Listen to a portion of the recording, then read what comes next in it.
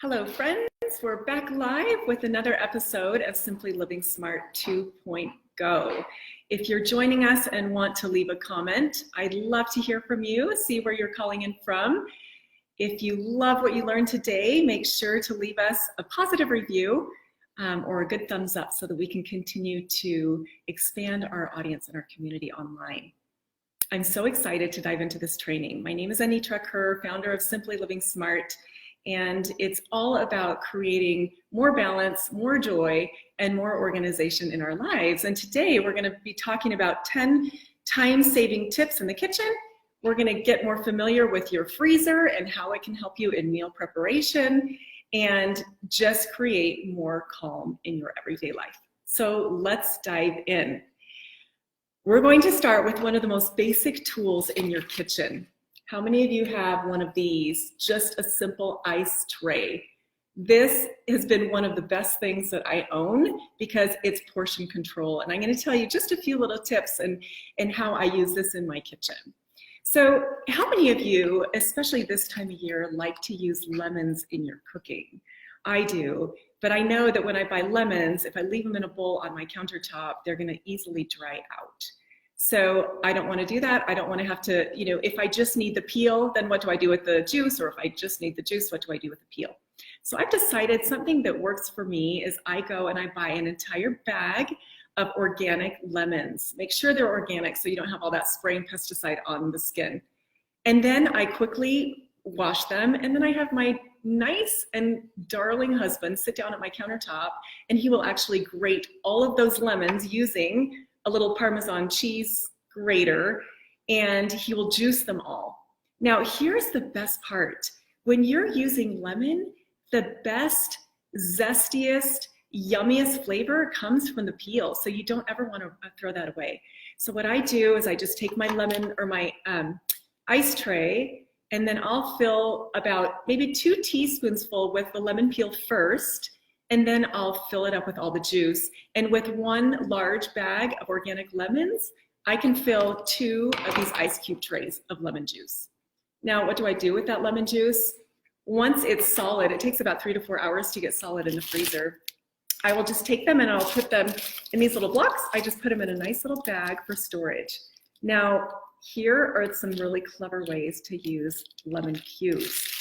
It just takes all the brain work out of it. Number 1, buttermilk. I happen to love buttermilk pancakes. They're fluffy and they're soft, and they just are they just have a really good texture. Well, I'm not going to be one to go buy buttermilk and then let it go sour because I only need it for that one recipe. So what I do instead is I use whatever milk they call for. I take 1 of these lemon cubes and pop it in the microwave for maybe 15 seconds till it's melted, and then throw it in my milk. This way it's instant buttermilk. Have you ever tried that? It's a really easy trick. Another thing I like to use my iced lemon for is warm lemon tea or warm lemon water in the morning. We know how cleansing it is and how good it is for our organs to have lemon in our bodies. And so why not wake up, boil yourself a cup of water, throw in a lemon cube, and then my favorite is a little pinch of cinnamon because I know that helps to jumpstart my metabolism. So that's a great tip as well, and it makes it so easy. Another way that I like to use lemon is in icing. How many of you ever make, let's say, sweetbreads, or you make cinnamon rolls? I like to add just a little bit of lemon kick, so maybe even half of one of those cubes, and it just gives it that zing and that lightness. Recently, I've started putting it into my icing for my sugar cookies, and everyone just kind of goes, what is that flavor? Well, it's the lemon, and it's especially the lemon peel that's in there. I like to make my own homemade salad dressings, and lemon is also an essential ingredient there. Even if it's just lemon, a little bit of lemon pepper, some olive oil, a little bit of vinegar, and some dried mustard. I mean, that makes a great little bit of honey or maple syrup. You've used that ice cube as well, that lemon cube. So this is also a time when we're using more fruit. And fruit is, we know that it goes brown. So it's nice to be able to have that little lemon that you can drizzle over the top, and it won't go brown. One of the things that I always use my lemon cubes for is homemade guacamole. So I take my 2 avocados, I smash them up, I put in my lemon juice, that's been, you know, just popped in the microwave again for about 20 minutes or 20 seconds so that it can melt. I add a bunch of lemon pepper and I mix it up. I used to use sour cream, but I am not dairy. I don't eat dairy anymore. So the lemon juice was a great way to have that yummy, zesty creaminess in the guacamole, but it won't turn brown. So try that next time you make your guacamole. Okay, the last thing I use this for, I also do limes, fresh lime juice. So you know that when limes are 10 for $1 or, you know, 8 for $1, grab those and do the same thing. The reason I like lime is because my husband happens to have a favorite key lime pie recipe. And if I want to make it on the fly, I am not running to the store just to get limes. I can use my lime juice that I've frozen. So there's my big tip on that. Now, the last thing I want to share about the ice cube trays is tomato paste. Do you ever have a recipe where you only need 1 tablespoon of tomato paste? Well, what do you do with the rest? I don't want to just leave it in the container and it's just too cumbersome. So what I do is I just take tablespoons of this, or 2 tablespoons, and whatever's left, I just put into that ice cube tray. Again, put it in its own little bag, and when I need paste again, it's so easy. I just grab a cube and off I go. So can you see how that little tip is super, super efficient? Okay, let's move on. I love things that are in the freezer because I feel like I do the prep work ahead of time and then everything just goes a little bit easier. So the next thing I want to introduce is herb butter. Now, for those of you who are on my newsletter list and it comes out once a week, I just sent you a recipe for herb butter and it has several different flavors that you can do. Super simple. Now, this time of year, of course, when we have herbs, I just have my fresh parsley out of my little pot outside. You can use your herbs, parsley, basil, rosemary, whatever you want, to infuse your butter with more flavor. So it's super simple. Just take 2 cubes of butter, chop up your herbs really, really finely. You can even do it in a food processor if you want. Don't melt the butter. Just wait till it's room temperature and kind of soft. I like to get in there and dig in with my hands and just kind of mush it around. You don't need to add any salt, but you can add maybe a little bit of lemon pepper if you'd like. And then what you do is you just put it in a glob on a piece of saran wrap. You can see the little dots in here. This is my dill blend butter. It does have lemon zest in it, which is really yummy. And what I do is I just roll it up, put it in the freezer till it's really hard, solid like this. And then when I want to use it on, let's say, pasta or roasted vegetables, I have herbed butter and it's so yummy and it just tastes like fresh. So there you go. Let me give you some little tips on different flavored butters. So rosemary, my husband loves to make steak, and so he likes rosemary butter on his steak.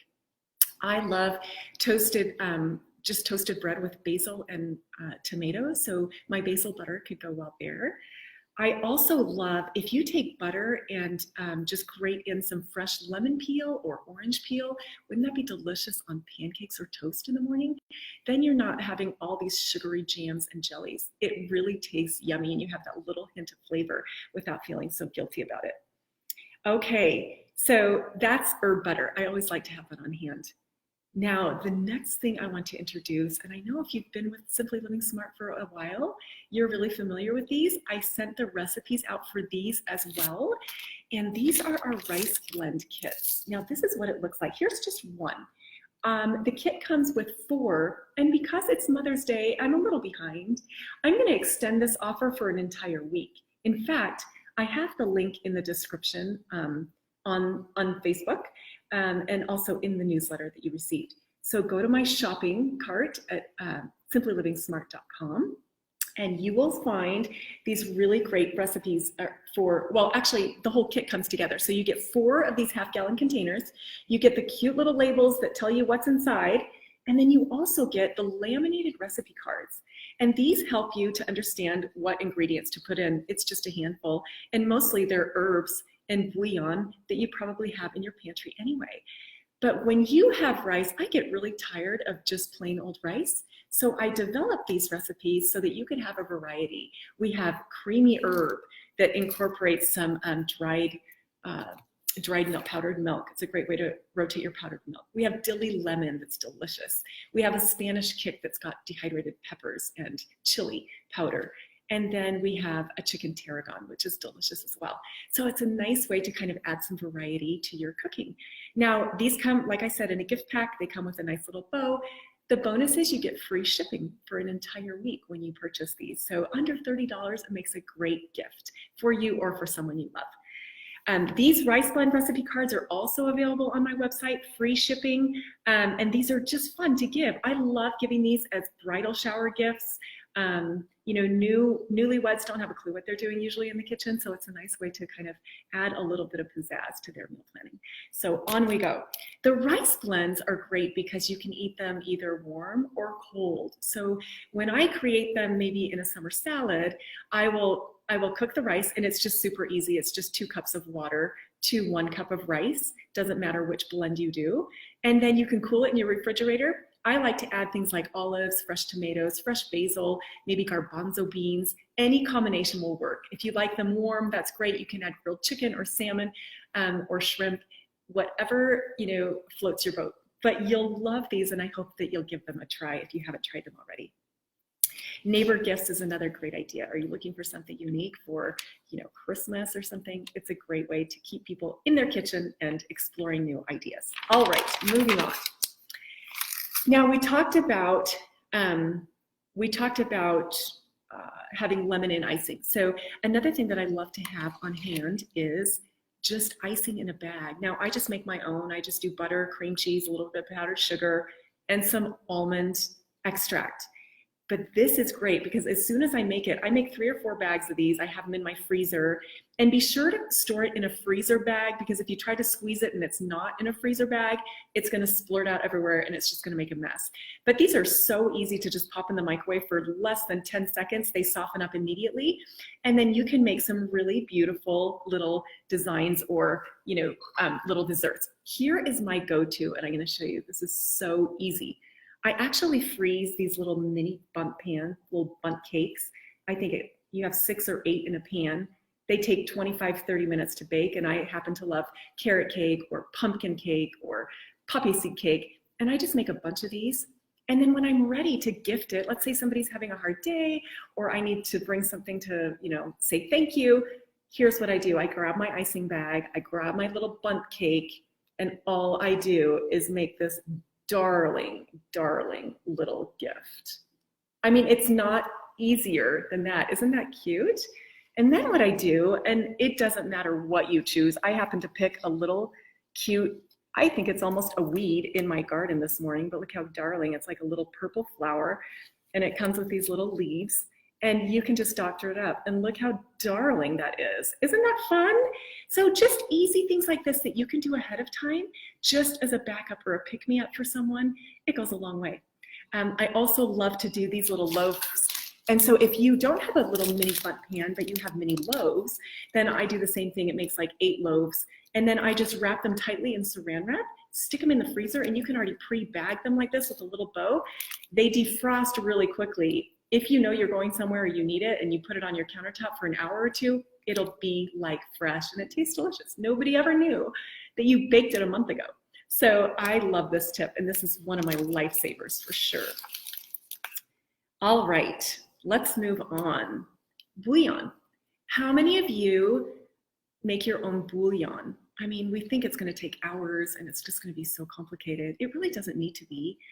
When you go to the grocery store and you buy celery, this is the part I don't like the most. It's the middle part. Nobody wants to eat this. It doesn't taste great, but it's perfect to make bouillon. So whenever I happen to cook chicken, I don't care if it's just the chicken I need, I will stick in garlic, onion, these little weeds from the celery, carrots, all these vegetables, and I will just throw it in the water, fill my pressure cooker with the water, even if I'm doing only 2 or 3 chicken breasts, because what it does is it just infuses that flavor.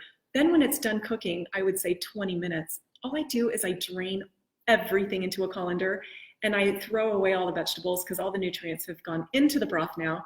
I do add quite a bit of salt though, so that it's nice and flavored. And then that's it, I'm ready to go. I have clear broth. And if I'm not using it that day, then what I'll do is I will just take a little mason jar and I will just put it in this and I'll freeze it. So next time I make a really good minestrone or a barley soup, I have my own homemade chicken broth that I love. And you can just do vegetable broth if that makes you happy. But it's so convenient. It's really, really nice. And homemade broth tastes so much better than what you buy out of the box.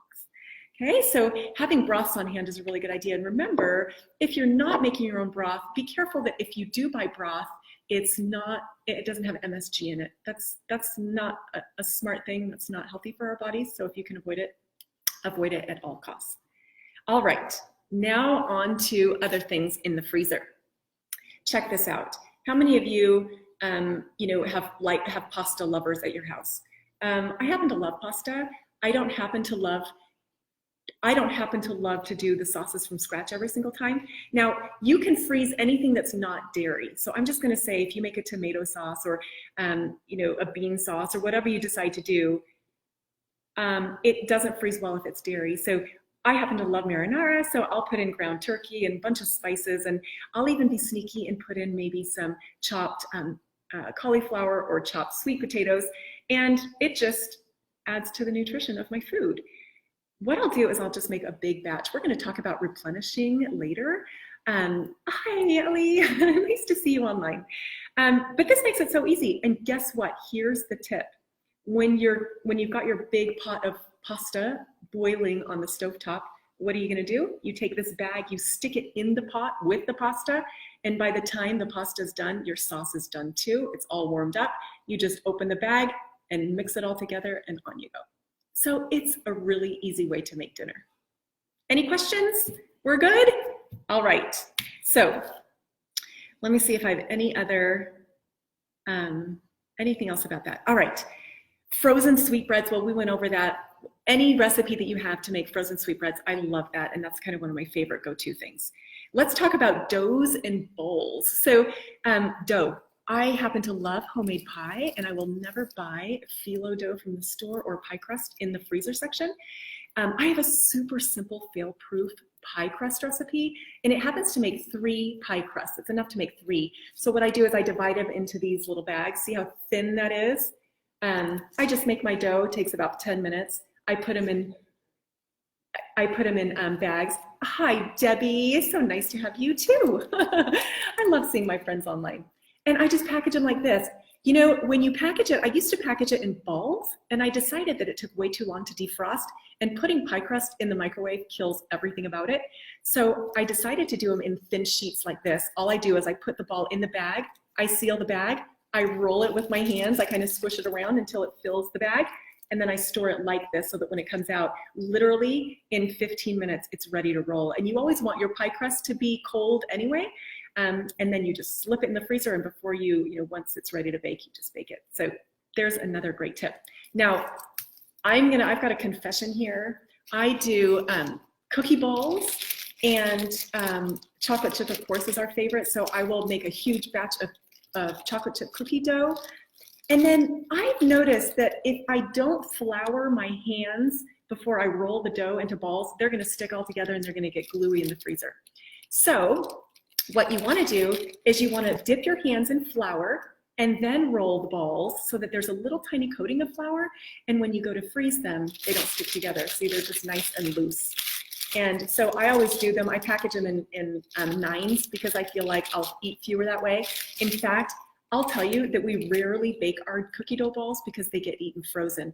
I am much more satisfied nibbling for a half an hour on a frozen cookie dough ball than eating 4 or 5 cookies. I know it's crazy. You should try it sometime. So these are like my really best friend at the end of the day, my little indulgence, but you can do it with any recipe that you want. Debbie asked, do you have the pie crust recipe? I do, and I'm happy to share it with you. In fact, maybe what I'll do is I'll put it in the newsletter this coming week so that you can try it because it's super easy. All right, so another thing that I notice when I freeze foods, primarily dessert foods, I love to do bars. I have a great recipe, and Debbie, maybe I'll share this with you and the team too, is banana bars. I have this recipe. It's kind of like banana bread, but you cook it in a bar pan, and then I lather it with cream cheese frosting, and then I put a little pecan on top, and then when it's totally cooled, I'll cut it into cubes, maybe just bite-sized bars, and then those freeze really, really well. And I'm telling you, there is something amazing about a frozen dessert in your mouth. It almost tastes better than fresh, and you feel so naughty, but it just tastes like you just baked it, and it's so good. So try that. Bars are another one of my favorite. All right, bread. If you like to do bread dough, you know, I'm kind of one who, if I bake my bread, I'm gonna bake 4 loaves, but then I freeze the loaves baked instead of making the dough ahead of time. But let's say you make a recipe of your dough and you're only having 2 or 3 people over, so you're gonna have a bunch of dough left over. Well, don't bake all of the rolls then and just feel like you have to eat them and be naughty during the week. Just freeze the dough that's left over in portions that you think that you're gonna use again, and then bake those at a later time. And again, they're gonna be fresh, they're gonna be so yummy because you used your dough.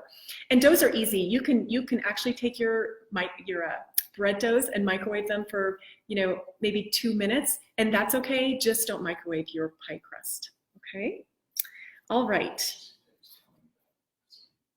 Now we're gonna move on to one of my other favorites. Now, if you have kids at home or grandkids or husbands who can't cook, this is for you. This is my pre-made pancake and waffle mix. So I just find something that has a whole grain in it. This is basically, you know, 4 ingredients. It's got flour and a teeny tiny bit of sugar, salt, and I think some baking powder or baking soda. And I just place it in this freezer container. And I also slip in this little what to add, laminated. And what to add is so easy. It just says add 1 cup mix, 1 egg, 1 cup buttermilk. We know how to make buttermilk now.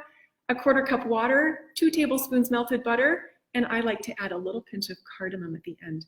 But it's laminated, it goes inside the container so that when they're hungry and they want waffles, guess who doesn't have to make them? Yeah, me. So they can do it themselves, and it works great either for pancakes or for waffles. Now, another way that you can doctor these up is to add a little bit of flavor. Now, I get a little bored with just regular pancakes and waffles, so what I like to do is add things like sweet potato puree. That's another whole class where we're going to learn how to pressure cook different vegetables to make purees and infuse them in the foods that we love. But sweet potato puree is one of my favorites with a little bit of cinnamon. It tastes just like pumpkin, but it's a yummy twist in your waffle mix. And you don't even have to worry about adding more flour. You just add it in and it's lovely. You can do lemon peel. You can do blueberries. There's all kinds of flavor combinations. Bananas and peanut butter, that's another really yummy one, so give that a try. But these are hearty and these are good. And if you have grains, let's say like quinoa or amaranth or buckwheat, and you want to, you know, infuse that into your blend, you certainly can do that. Just kind of play with the consistency. I mean, the worst thing is you have to add more water or use less water, but it's a great shortcut in the kitchen for sure. All right, we are almost done here, people. The last thing I want to encourage you to do is to look into the containers that you have. I always store my food in glass containers when I have the choice, and I love these because they click and they just seal and they're really nice. I'm not a fan of plastic, and so this is nice because if you need to microwave it, you can. If you need to put it in the freezer, you can. They're really, really versatile. And what I really love about these is they just nest together. It's really easy to keep food just compartmentalized. So I like to use this size for grains. So what I would recommend, because we do fall short on time, and I think that that's one of our biggest hurdles in having, you know, really intelligent and balanced meals, is because we don't really think ahead of time of what we're going to make. So I always have, for example, a container of brown rice, a container of lentils, a container of, you know, whatever those are. I have grains and I have beans. Those are my staples. And then I like to do smaller containers with things like olives or you know, butters, or things that I know are going to be high protein, high nutrition. Because when you open up your fridge, first of all, if it's organized, it looks amazing and there's a lot of color and it makes you want to eat healthier, but you have to prepare ahead of time. So even when I get back from the grocery store, I want to make sure that I have time to either repackage my foods. If I go to the grocery store, I immediately throw away the plastic bags that they come in, and I use my own bread bags, or I have special containers for things like lettuce or spinach or celery. I make sure to always trim them off before I ever put them in the fridge so they're ready to go. What I have found having children at home, and being a mom for a lot of years, is they're not going to peel their own carrots and they're not going to cut their own celery. So I do that ahead of time, and I have kind of a big container that has celery sticks, carrot sticks, cauliflower, where they can just pick and choose what they want, but it's already done. And then I always love to have a big container of hummus, homemade hummus as well. So can you see how if you just plan ahead a little bit, I call it my replenishing time, where you look in your fridge and off the top of your head, you know exactly what's missing and what needs to be replenished.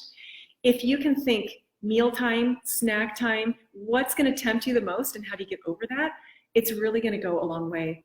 When I teach meal planning, I always say to people, you know, first go into your pantry and see what needs to be used before going to the grocery store. Because a lot of times we'll say, oh, this recipe sounds really good, and then you end up buying all these ingredients for that one recipe, and you may never use them again. But it's a good idea to get super comfortable with what's already stored in your pantry. What are the basics, right?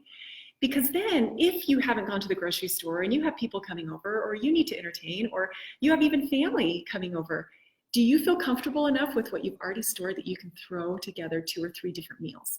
And I think then you're at the place where you say, I am prepared and I feel really confident with my skills in the kitchen. So that's the last thing I want to talk about, is replenishing. Now, if it was one day out of the month, or for me, it's usually Saturdays, where I have a little bit more time where I can think, okay, I don't necessarily plan meals for the whole week because we eat just really simply. I happen to just eat 1 meal a day. So mine is super easy to do. I just want to make sure that I'm set up to succeed when I eat, that I make really good choices. So I want to have a balance of proteins, and I want to have a balance of grains and fruit. You know, right now is watermelon season. Is it a good idea to just get your watermelon, stick it whole in the fridge? No, it's a better idea to cut it up in biteable chunks and have it in a place, you know, where you can grab it and really enjoy it before it goes rotten. I think one of the things that just gets me the most is waste. I can't stand to waste. And when I would go in to organize people's pantries and kitchens, I saw a lot of waste, unfortunately. And I feel like the way around that is to really take mental inventory regularly and say, okay, what needs to be used and how am I going to develop the skill to use that, you know, often. One of the things that I wish I had focused more on when I do pantry and kitchen organization is freezer organization. Because like you have seen, there are so many things that we can really help ourselves with if we think a little bit ahead of time. If any of you, Elizabeth says, awesome, I need a pressure cooker refresh class. That's good, and we can certainly have that. I will say to those of you who are watching and maybe new, we have over 250 videos on our YouTube channel at Simply Living Smart. Right now we're rechanging and revamping the website. So don't go there for all the content because it's going to change. But if you want to go, I've uploaded all of my videos, including pressure cooker recipes and tips, to the YouTube channel at Simply Living Smart. So hopefully that'll help you. And just a side note, because I was so excited, I didn't even know before 3 or 4 days ago that I had a YouTube channel. I mean, that's crazy. But I went to one of my organizing videos. It had over 500,000 views. That's mind-blowing. I was so excited. And so I went and looked at my other organization videos, and collectively, I think I had 4 or 5, they had over 1.5 million views. So it makes me happy. It makes me feel like there are people out there who care about this. I know that you care about this or you wouldn't be here. And I just feel like when we have things that work for us, let's share. If you have something that you feel works really well and I haven't covered it, because there is a lot to cover, leave it in the comments, because we want to make sure that other people can harvest your knowledge as well. All right. Any other questions before we wrap up? I will let you know that next week we are going to be talking about 10 happy habits that successful people do differently. That's going to be our edition for next week. So stay tuned. It'll be great. And coming up the week after that, this is one you're not going to want to miss. This is going to be really fun too. Now that the weather's nicer and we're getting out more, I'm going to be focusing on energy and foods that can help us feel more energetic, and nutrition for a more energetic day. And we're going to be talking about things like overnight oats, and we're going to do sesame bars, and we're going to do, I have this great recipe for energy balls that, again, can be made, can be frozen, and can be eaten whenever you want. So we've got a lot coming up, and it's going to be a lot of fun. All right, friends, well, that's it for now. Thank you for joining me. Remember the Mother's Day special, if that's something that interests you, or share it with your friends. Again, if you want to leave a comment below or write us a review, it just helps us to extend our online presence and get more people involved in what we're doing. So have a lovely Saturday. This will be recorded, and I appreciate all your support. I wish you all the best. And to all you moms out there, happy Mother's Day. Bye-bye.